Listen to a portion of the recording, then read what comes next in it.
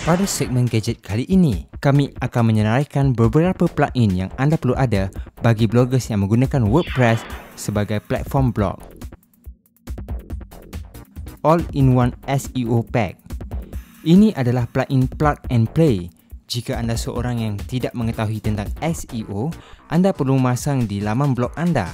Ia bagi menyenangkan search engine seperti Google dan Yahoo menyenaraikan blog anda pada kedudukan tertinggi di search engine.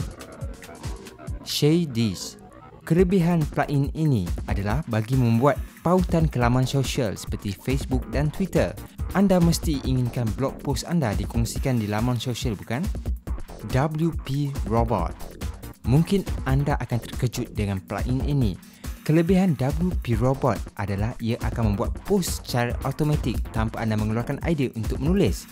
Ia secara automatik akan membuat post mengikut keyword yang anda berikan.